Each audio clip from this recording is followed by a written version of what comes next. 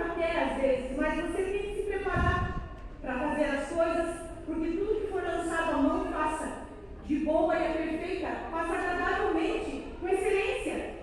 E a pessoa que estava palestrando falou assim: existem várias terras, mas o coração da criança é fofa, ela é virgem, ela dá frutos, sabe?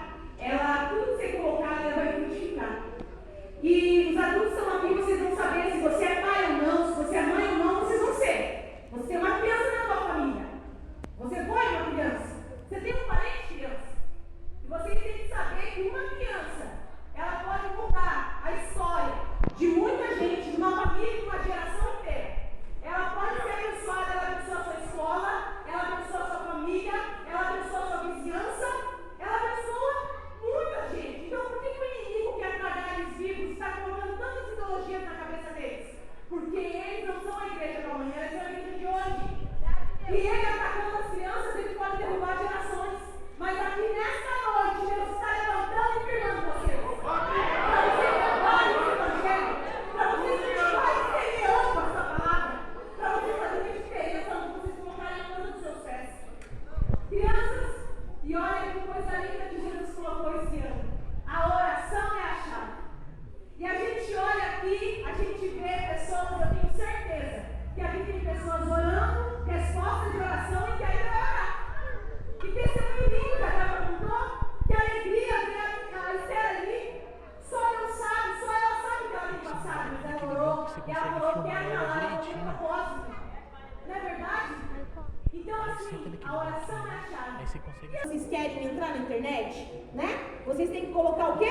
Wi-Fi, a senha. Entendeu? Para se conectar. É a mesma coisa. É chaves, é senha. Sempre pede chave de acesso, isso, aquilo.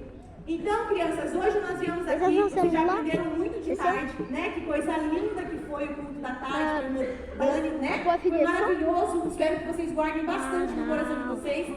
E eu vim falar sobre exemplos que usaram a oração para conseguir acessar milagres.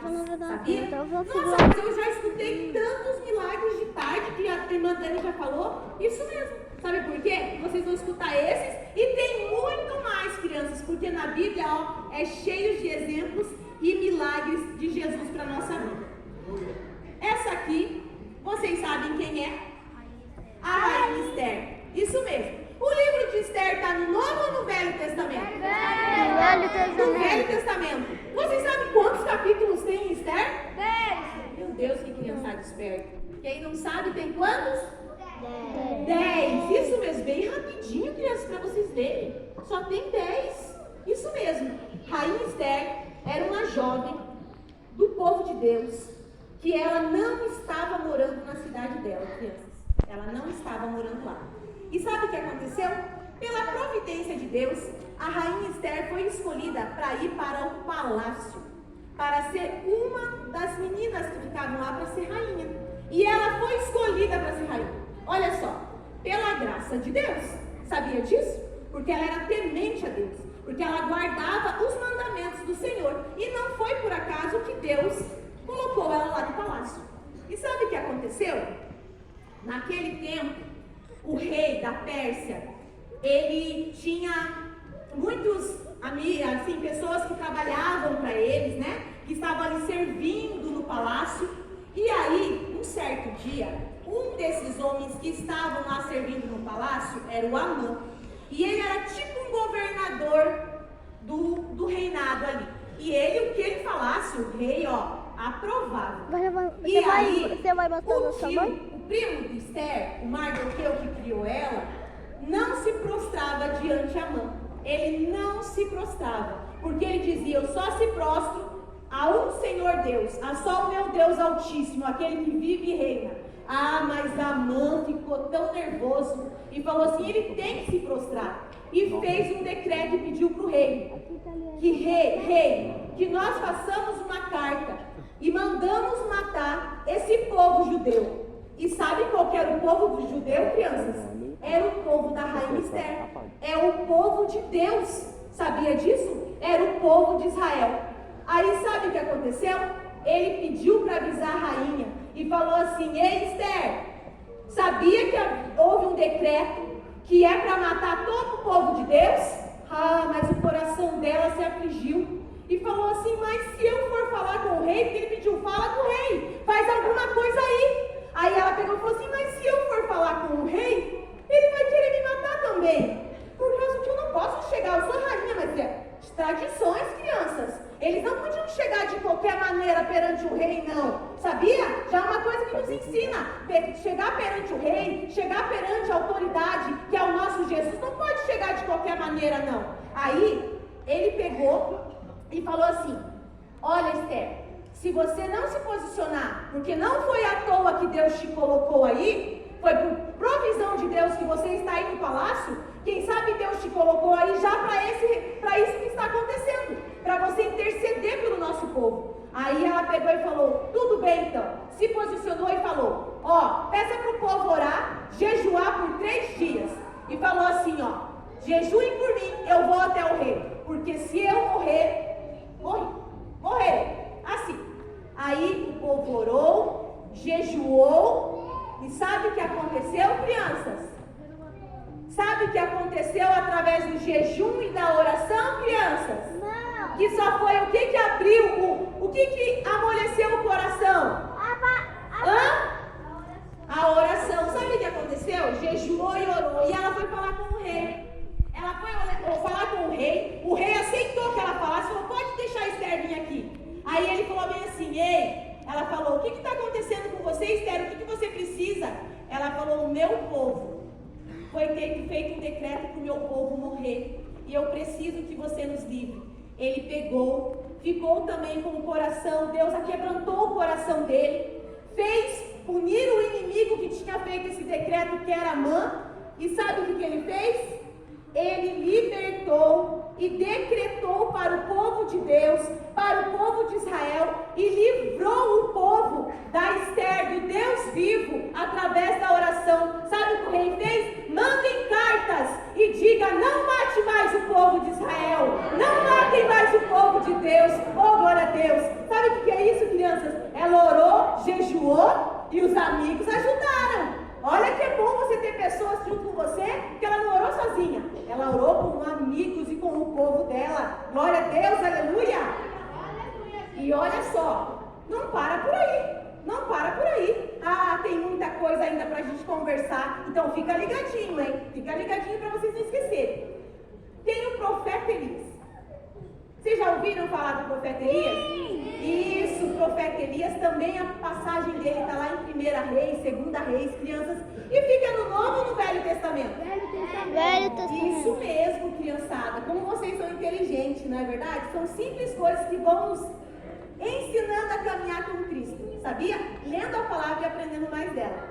Aí o profeta Elias, uma das coisas marcantes na vida dele, porque ele fez bastante coisas através de Cristo aqui na terra, que Deus usava a vida dele, foi a vez que ele orou e falou que não iria mais chover na terra, sabia?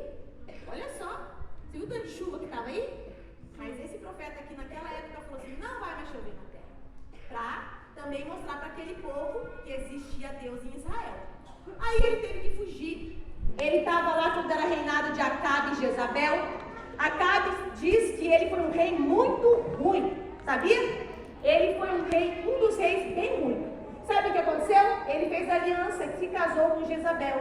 Olha a importância do casamento, crianças, quando vocês crescerem, os jovens, todo mundo aí que está querendo casar, casou com uma pessoa errada, pior que ele ainda, e eles adoravam a outros deuses, eles adoravam Baal. E na lei do Senhor sempre disse para eles: não adore os outros deuses, só existe um Deus em Israel. E ele não levou isso a sério, ele largou a palavra do Senhor. E sabe o que aconteceu? O profeta Elias declarou aquilo que não ia chover. Acabe e Jezabel era tão ruim, estava atrás dos profetas de Deus. O que ele fez? Teve que fugir. Fugiu, crianças.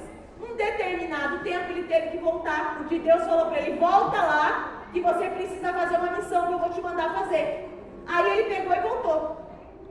Aí ele pegou e falou assim para Acabe: ei, você acha que você vai ficar aí desobedecendo a palavra do Senhor, adorando outros deuses e vai ficar por isso mesmo, vocês estão desobedecendo. E hoje eu vim aqui para provar que só tem um Deus que vocês devem adorar.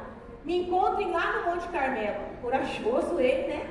Eles estavam, ó, matando. Diz que nessa época, os professores da IBES que tá aí, meu Deus, diz que tinham 100 profetas na caverna escondido, por causa que eles queriam matar, e eles conseguiram esconder os profetas lá.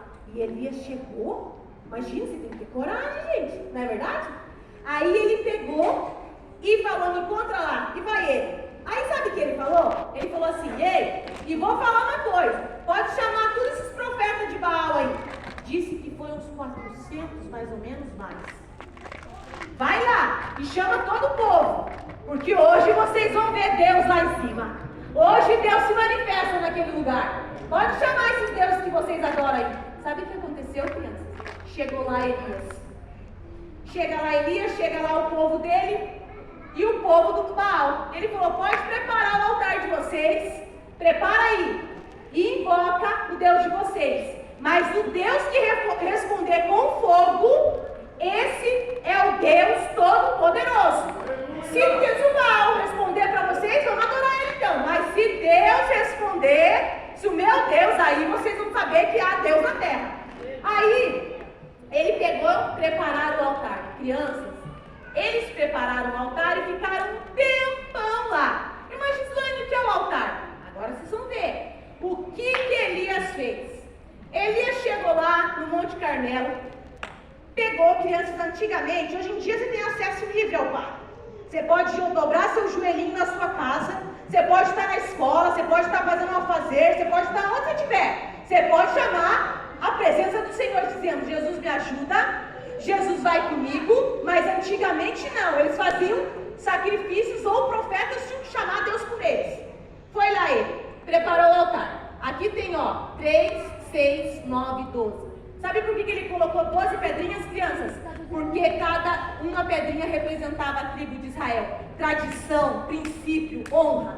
Aí sabe o que ele fez? Pegou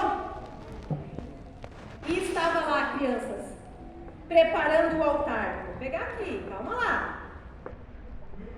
Preparou o altar, colocou as pedras, colocou a lenha e falou, deixa que agora é eu que vou preparar. Colocou o sacrifício. E sabe o que aconteceu, crianças? Não. Ele ainda mandou colocar água. Porque é fácil pegar fogo na água? Não é. Sabe por que ele fez isso? Colocou água? Porque quando Deus age, não tem o que impeça. Ele sabia Deus que ele estava confiando. Ele sabia Deus que ele estava pedindo. Ele falou, põe lenha aí. Põe lenha, coloca a água aí que eu quero ver. E colocaram água. Aí sabe o que ele fez? Uma oração. Enquanto Baal, aquele povo ficou o tempo inteiro lá, chamando o Deus deles, Elias se prostrou e falou assim, Deus, Senhor, se faz presente aqui, responde, Senhor, para esse povo saber que só há um Deus aqui para nós. Aqui na palavra do Senhor, crianças, eu vou ler para vocês o que ele disse. Ele disse assim, crianças, responde-me, Senhor, responde, para que este povo conheça que Tu és o Senhor Deus e que Tu fizeste eles voltar o coração a Ti. E ele fez essa oração, e o nosso Deus misericordioso fez cair fogo do céu, crianças, e consumir todo o sacrifício. Com um coração fervoroso e confiante. Vocês têm ideia disso? Eles colocou a fé dele em prática, a oração dele em prática. Porque todo mundo, ele não estava sozinho ali, porque às vezes sozinho, você pregar, você orar, às vezes você ora e fala, você pode falar do teu jeitinho, mas ele tinha muitas pessoas olhando ele, e ele pegou e falou assim, eu não vou pegar e me prostrar diante deles, mas eu vou me prostrar e vou ter reverência a um só, porque eu sei que aquele que pode me escutar e me atender. E sabe, crianças, lembra que eu falei para vocês, não bastou só isso, que Jesus quando faz, ele faz completo. Né? Jesus quando faz, ele faz inteiro. Não fazia quanto, vocês sabem quanto tempo mais ou menos parou de chover na terra depois do primeiro dia que Deus falou para Elias que não ia parar de chover? Eita glória! Quanto? 3 anos e 6 meses. 3 anos e 6 meses. Criançada esperta, a gente aprende com eles, né? Porque tem adultos às vezes que não sabem. Ei, adultos, aprendam. Aí Elias falou assim pro rei: ei, rei, se prepara que vai vir a chuva aí. Continuou orando, o povo foi embora. E Elias continuou orando. E ele falava assim, ele orava e tinha um rapaz com ele, um servo dele, e falava: vai lá olhar. E ele ia. Tem nada lá não. Ele estava no monte, ele pedia para ele olhar para o mar. Ei, vai lá olhar 2 vezes. Não tem nada lá não. Voltava, continuava orando. 7 vezes, crianças. 7 vezes. Na 7ª vez o servo falou: ei, tô vendo, Elias. Tô vendo uma nuvem do tamanho da mão de um homem. Eita, glória a Deus. Crianças, ele poderia atender já na primeira vez, mas sabe por quê? 7 vezes?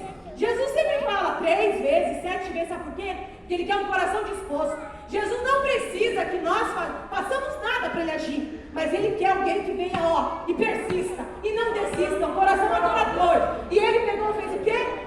Deus mandou chuva sobre a terra. Aquela terra voltou a frutificar através da fé e da oração do profeta Elias. Que nós venhamos ser assim, não é verdade, crianças? Que nós venhamos não temer diante das dificuldades e colocar nossa fé em prática. E aí, nós também temos quem? Vocês sabem quem que é o próximo? Não, mas atenção. É Neemias. Outro exemplo de jovem. Gente, eu estava estudando, eu já conhecia a história de Neemias, vocês devem também conhecer, né? A maioria aqui é crente, que geralmente quem vem é cristão, tem visitante, amém, também, que Deus te alcance. Mas sabe, já tem um feeling, né? Já tem um feeling que é Cristo. Mas assim, eu falei para minha família, eu falei: gente, se você buscar entender de verdade a história desse rapaz, você fica maravilhado. Todas as histórias são maravilhadas, mas Deus começa a te falar assim: filha, eu tenho mais da minha palavra. Eu tenho mais. Às vezes a gente só fala assim: é o jovem Neemias. Esse jovem foi perseverante. Esse jovem foi perseverante. Ele também morava lá junto com o rei da Pérsia. E sabe o que ele era? O rei da Pérsia? Ei, criançada, vamos acordar aí. O que ele era lá no reinado da Pérsia? Vocês sabem? Copeiro. Ah, mas copeiro, o que copeiro faz? Guarda copo, faz copo, lava copo? Ele, sabe o que ele fazia? Ele experimentava as comidas e as bebidas do rei. É, isso mesmo. Ah, mas que legal, Gislaine, esse serviço. É, mas sabe o que acontecia? Ele experimentava para o rei não comer nada envenenado. Então significa que ele dava a vida pelo rei. Porque se acontecesse alguma coisa com ele, não acontecia com o rei, entendeu? Ele tomava as coisas antes do rei, comia as coisas antes do rei. E o rei gostava muito dele, porque ele era um jovem temente a Deus, educado, né? Ele era um jovem obediente, cumpria princípios, as coisas dentro do palácio. E o que aconteceu? O rei tinha muito carinho por ele. Aí o rei chegou para ele chegou para fazer, ele ficou sabendo que lá em Israel os muros tinham sido derrubados, os portões queimados. Ai, mas Gislaine, mas o que tem a ver um muro caído, um portão? Porque era tradição, crianças, que um reinado que perdesse isso, perdia a força, perdia a dignidade. Era a honra a cidade ser cercada e ter ali tudo guardadinho. Era honra, eles guardavam tradições. E ele se entristeceu tanto em saber daquilo. Aí ele pegou, foi no seu quarto e olha só, vou ler também porque a gente não pode esquecer. Lá em Neemias 1:4-5, depois de ele ficar sabendo disso, ele falou assim. Ele falou assim: ei, rei, o que me pedes agora? O que me pedes agora, rei? Meu Deus do céu. Se é do seu agrado, se o teu servo é aceito em tua presença, peço que me envie ajudar a cidade dos sepulcros do meu pai, para que eu a reedifique. Crianças, Neemias, ele ficou tão triste e chegou na presença do Senhor rei, e falou assim para ele: Rei, deixa eu ir até a cidade de Jerusalém para reedificar os muros de Israel.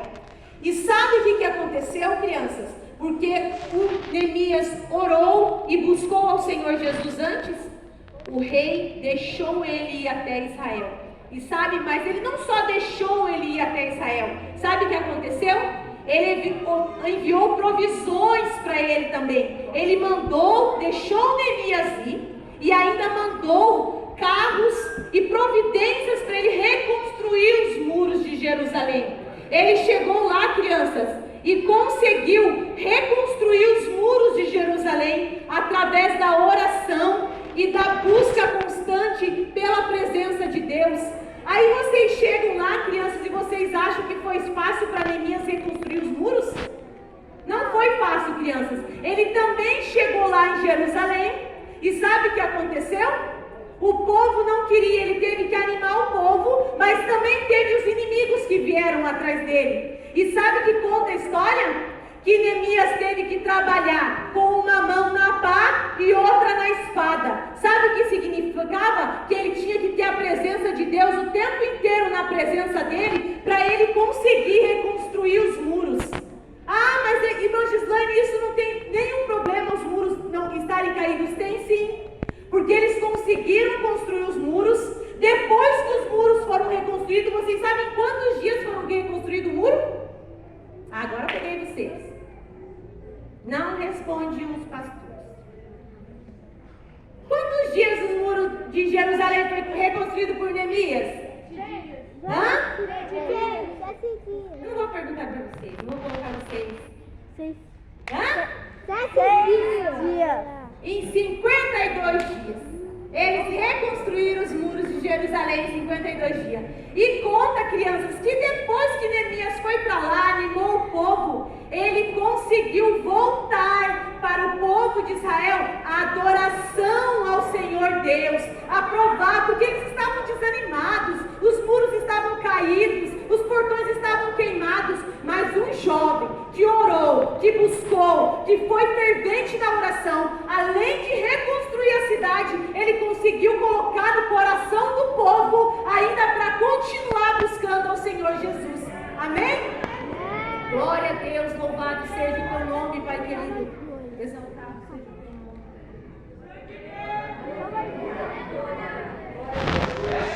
Deus maravilhoso. Estão acordados aí, criançada? Espero que tenha conseguido passar. Às vezes a gente fica meio assim, a igreja está cheia, né? Mas a gente fica, vamos lá, com a graça de Deus. Vocês conhecem essa história?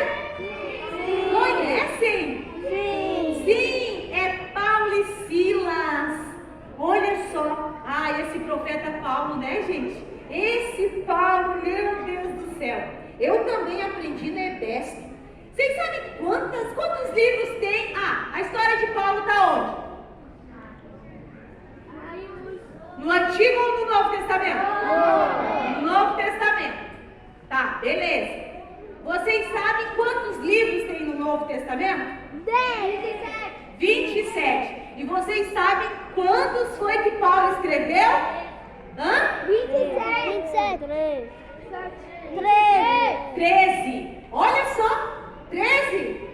Eita glória, não errei.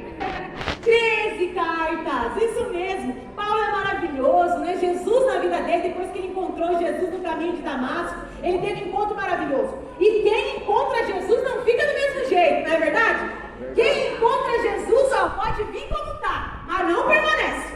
Não permanece como está. Tem que renunciar ao pecado, tem que renunciar ao palavrão, tem que renunciar à desobediência, tem que renunciar. Vocês sabem disso. Vocês não têm que continuar da mesma maneira. E Paulo pegou e foi pregar o evangelho. E ele teve vários companheiros na jornada, e um deles foi Silas. E o que aconteceu com eles? Eles pegaram e estavam lá pregando a palavra do Senhor.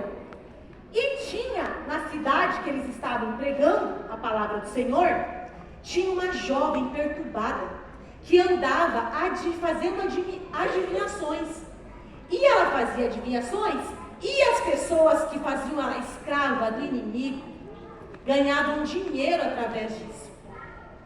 E um dia Paulo ficou tão nervoso com aquilo, assim, olhando, nervoso e triste, compadecido com a alma dela, que ele chegou para ela e repreendeu o espírito imundo na vida dela e fez ir embora.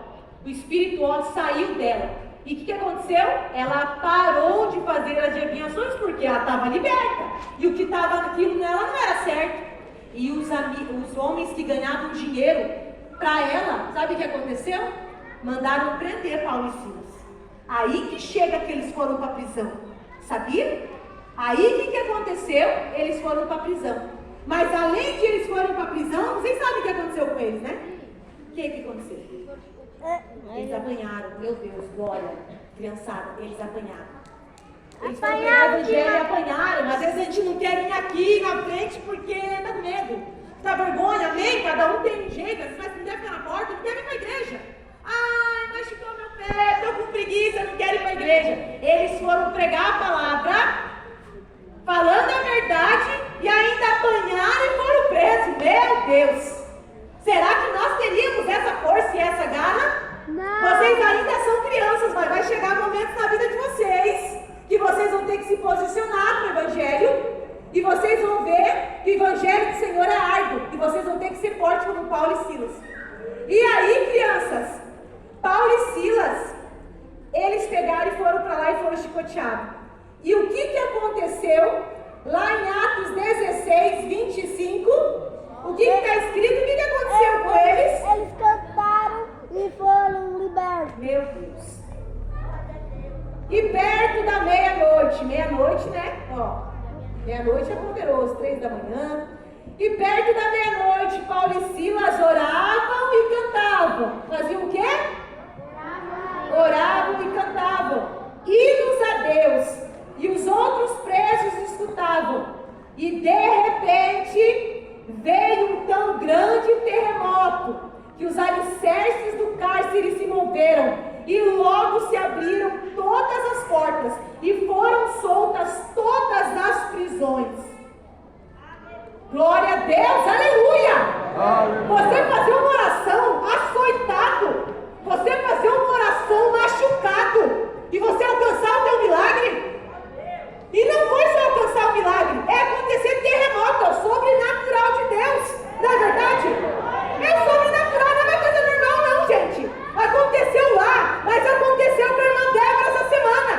Aconteceu lá, mas eu tenho que várias pessoas aqui estão orando por algo. E vai acontecer na nossa vida também. Porque não mudou, esse Deus não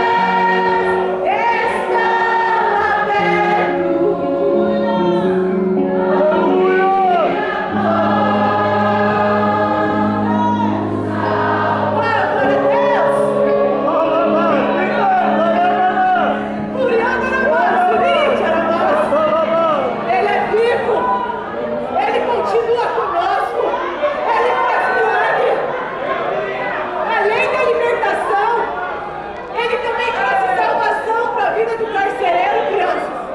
Porque naquele dia ali que Paulo e Silas foram libertos, o carcereiro ficou nervoso, porque ele tinha que cuidar daqueles presos. E ele falou assim: meu Deus, os presos fugiram, e pegou a espada para tirar a vida. Aí Paulo clamou: não faça isso, estamos todos aqui. E carcereiro se converteu e disse: como eu faço para mim ser salvo, ser batizado e ter esse Jesus que vocês têm? Aleluia! Aí ele olhou para o carcereiro e falou: se tu queres, será salvo tu e tua casa. Indica na mastigriana. Jesus salva, Jesus cura e Jesus batiza.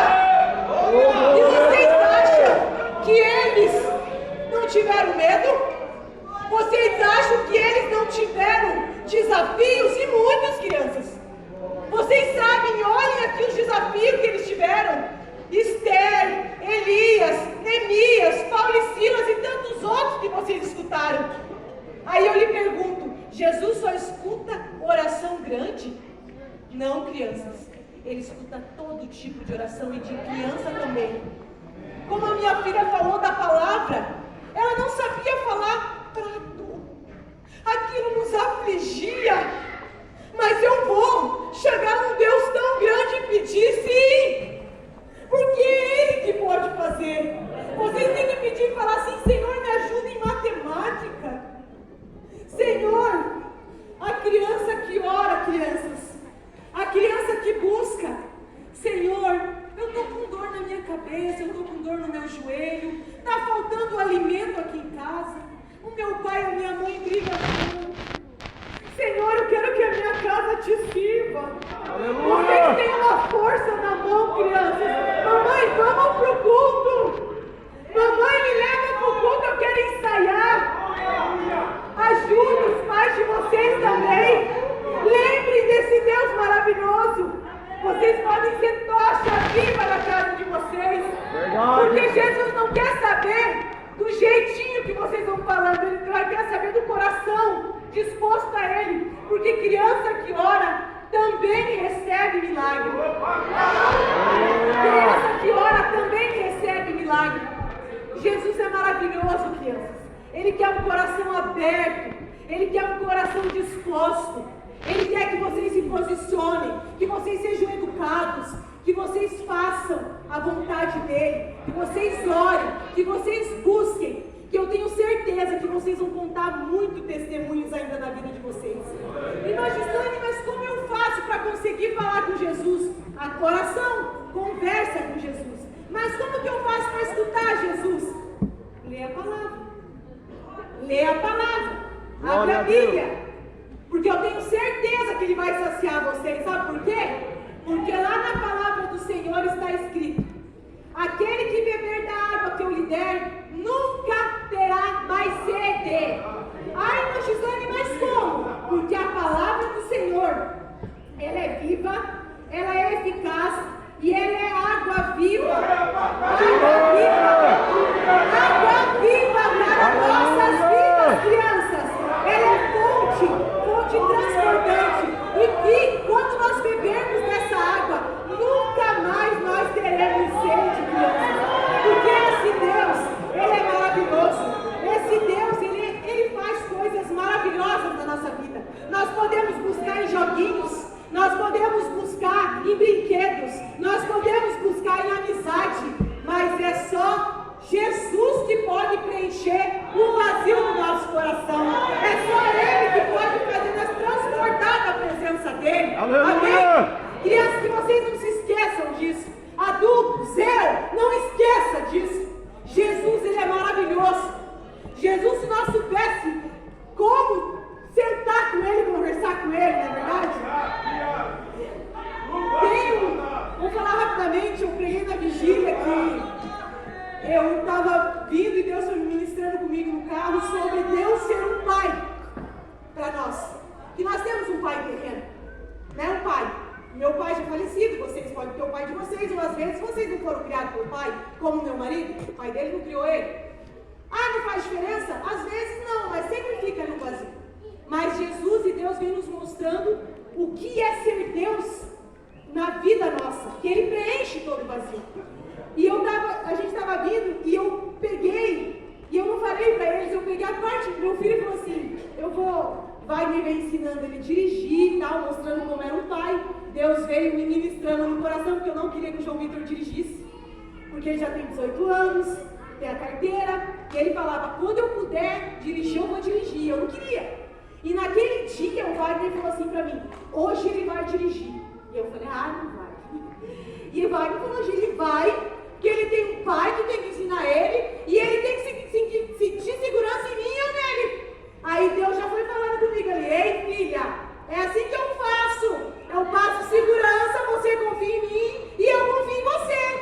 Aleluia. Aí, tem um detalhe que aconteceu e ele veio, mas assim, teve um hino que eu só escutei aquele começo. Então ele pegou ali, começou a dirigir, colocou um hino e tal, pra me se acalmar, já estava suando, nervosa, fui para trás, ai meu Deus. Aí ele pegou, colocou um hino e eu só escutei um trechinho do hino. Só um trechinho. Porque eu fiquei meio assim de escutar aquele hino. Às vezes a gente coloca limitações do jeito de Jesus trabalhar. Jesus trabalha da maneira que ele quer, a hora que ele quer. E aquele hino eu não escutava muito, não gosto muito de hino. E aquele, um trechinho do hino falava assim, se eu pudesse, meu Deus, Aleluia. saber o endereço de Deus, mas eu sei que vocês sabem, o endereço de Deus é a palavra, a oração, o céu, mas sabemos disso. Que Jesus é onisciente, onipresente, onipotente, ele escuta de qualquer maneira. Mas eu, pelo menos, aquele hino falava assim, eu queria sentar, bater na porta, sentar, colocar assim ó, no colo dele e falar, Jesus me escuta. E de cada e naquele hino falava assim, ei, como a gente pudesse, como a gente faz para ter o endereço de Deus? Crianças, o endereço de Deus físico eu não tenho como falar para vocês. Na verdade tem, lá na tua casa, no teu quarto, no quarto dos seus pais, em família, do jeitinho que você quiser. Chega lá e fala, Senhor, eu não tenho o número da tua rua e não sei onde é a tua casa, mas eu consigo falar com o Senhor e deixa eu deitar no teu colo, faz um carinho, atende meu pedido. Aleluia. Eu tenho certeza que Ele vai atender. Amém? Amém. Igreja, Deus atende orações. Eu sou fruto de oração. Os meus filhos são fruto de oração. Eu tinha sonho que meu filho estivesse na igreja, minha filha. O meu marido é restaurado, é liberto, é fruto de oração. Não foi fácil. Eu estar aqui é promessa.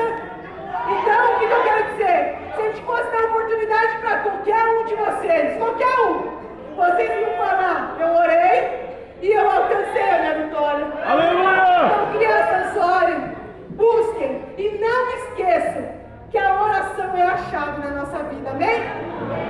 Neste momento, igual a irmã Dani falou, vamos colocar em prática? Crianças, fica de pé, igreja fica de pé.